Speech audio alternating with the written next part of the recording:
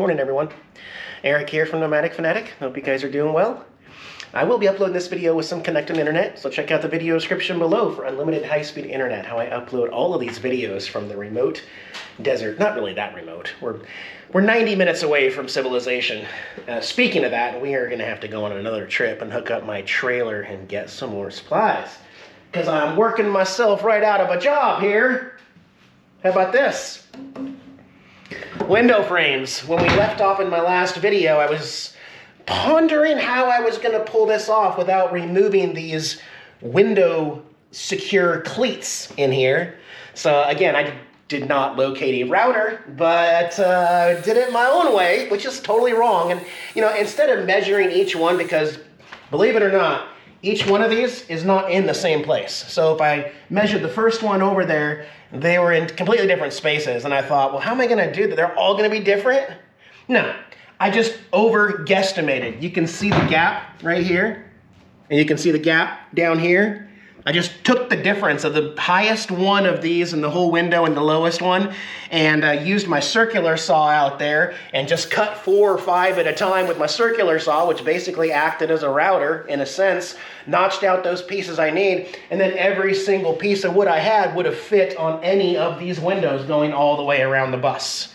I've just got a couple more to do over here. I think I'm going to use 2x3s, but we're out of them right now because this will be the weight-bearing wall for the big screen TV that's going to go in these spaces. So other than that, side walls are completely framed. Wayne also helped me put in these top rails. We're going to make one change below. We're going to have a toe kick 2x2 down here. So I know it seems counterintuitive. I'm going to pull out all these little ones that I put down there, and we're instead going to have a 2x2 running the length down there as a toe kick, because we're going to hide other wires and stuff down there. But yeah, it's nice finally seeing this bus come together on the walls. But as I mentioned, we've got another Home Depot trip planned with a bunch of supplies. Also, having the walls on has allowed us to kind of look at this and decide how we're going to do the ceiling. So over here, we have a sheet of 1/2-inch plywood that is kind of acting as a little template to kind of see how things are going to work. Again, we're adding insulation to the insulation behind here, but using this 2x2 in the window, and it's secured up there. If I stand back, you can see the angle. It comes up to here where this 2x3 is right here, and then in this gap right here, so right there, that is where I'm going to be running more wires for ceiling lights, for DC connections. There might even be some Romex that goes up this high, but this little cavity right here, then there'll be insulation here. That is intentional, actually, and it gives us our first chance to decide how I'm gonna do the ceiling. So just using a couple scrap pieces of 2x2, see like this will give me something to drill into so that I don't have to hit these steel beams, these steel ribs when I put my ceiling in. So we're gonna have to cut that. Well, the cool thing about it is they're all gonna be the same. So all I gotta do is figure out this piece and then multiply it by 2 right there, cut all those, figure out this piece, these little pieces, and then we're gonna be using cedar tongue and groove planks here, maybe 3 or 4 inch. So chink, chink, chink. And it's okay because the tongue and groove is gonna help the seams. And then for right here, instead of trying to hit that curve, this isn't a perfect example because this piece of 2x2 isn't long enough, but you know, trying to go like this and then have that one like that, we're just gonna split the difference. And it's gonna be flat right there. So it'll pinch up to here and then go straight across to the other one like this.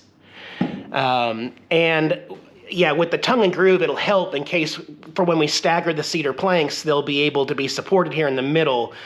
But yeah, that means I need more 2x2s. I feel like I need to go to Home Depot again. So we're probably gonna go to a different one in my next video, hook up the trailer. Diana and I'll go to town, get a bite to eat, fill up, get lumber. I can also get we're gonna go foam board inside here and get 1.5 inches, because the 2x2s are 1.5 inches. So we can put those in and then notch those out for PEX and Romex and stuff like that. And then I can get plywood too. Start putting plywood up. These windows behind the kitchen that are going to be blocked off and stuff like that. We can really start getting some supplies. I want to get wood to frame in the tank back there. I want to get the bed installed. I want to sleep. Here's my new goal. I want to sleep in the bus by Christmas this month. Yeah. So we'll start back there and get the bed completed with the water tank underneath, and then start working on the plumbing. But like I said, I've kind of worked myself out of lumber right now. In the meantime, as hinted at in the title, it is time to name the bus. And if you don't know, most schoolies, it's like a thing. You name your bus, and then you put your bus name on the front, outside here. And after careful consideration, I have picked a name for this bus. Of course, the bus still needs to be completely painted. It says Nomadic Fanatic on the side, but eventually, sometime in 2025, we'll sand the whole bus and paint the bus themed. You guys know I'm going with a nautical theme. So probably teals and blues and whites outside, and inside, same kind of thing, but lots of stained wood also, and nautical, which means anything sea, boat, water, lakes, and stuff like that. Therefore, the name that I'm going to pick for the bus, well, let me first just point out I had a lot of great suggestions for the bus names. It came down to two names. One was Cat-a-Puller, Cat-a-Puller, which I thought is great because the bus has cats, 5 cats in it, although it's not really a puller. It's a diesel pusher. And it doesn't have a Caterpillar engine, it has a Cummins. So I opted out of that, and ironically, I don't know if you guys remember when Diana and I were talking about this, when I first got my bus, we're going with the very first name I came up with. Naughty Bus. N-A-U-T-I bus. Kind of a play on words. Nautical, or nautical-themed bus, naughty bus. And I'm going to paint that on the front right now.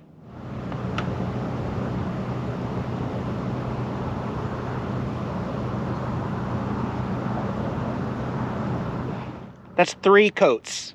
Is it perfect? No, I am not an artist. I am not a painter. I should probably leave the painting to Diana. But you know what? It's going to be sanded and painted over later in the future anyway. The bus is named. I did it myself with leftover primer white. And from a distance, stand way back here. I think it looks great from a distance. Up close, not so much. You can definitely see all the imperfections in the paint, brush strokes and everything. But again, it's art. It's art. You know, the days are just kind of disappearing on me lately out here in the desert. It gets bright super early, and I get like a good start at 7 a.m. every day. But, you know, with it being pitch black by 5:30 p.m. now, it's like, I don't know, there's not much I can do outside. And yesterday, in all honesty, putting up all the Christmas lights and candy cane lights and the Christmas tree inside, that took an entire day setting up Christmas decorations.